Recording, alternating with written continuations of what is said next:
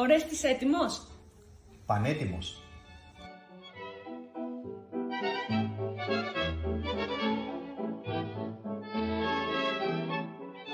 Πώς νιώσατε για την πρώτη Milonga de Atenas στην Αίγυπτο Ζαπίου? Πολύ όμορφα. Η ενέργεια ήταν απίστευτη, γιορτινή διάθεση, φίλοι του τάγκο που ήρθαν από παντού να μας αγκαλιάσουν, να στηρίξουν την προσπάθειά μας αυτή, να δημιουργήσουμε μια μοναδική βραδιά σε έναν πολύ ιδιαίτερο χώρο στην καρδιά της Αθήνας. Ακριβώς, και βλέποντας όλους αυτούς τους ανθρώπους να το απολαμβάνουν, θα θέλαμε να το ξανακάνουμε. Ποια ήταν η πιο δυνατή στιγμή της βραδιάς? Όταν είδα ότι όλα είχαν πάρει το δρόμο τους, οι καλεσμένοι απολάμβαναν τον χορό και η ατμόσφαιρα έγινε μυσταγωγική. Για μένα ήταν όταν είδα τον κόσμο να χορεύει σε κάθε γωνιά, ακόμα και έξω από το χώρο. Και τώρα θα υπάρξει συνέχεια?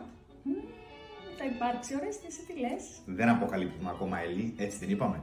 Θα χορέψετε κάτι και για μας τώρα?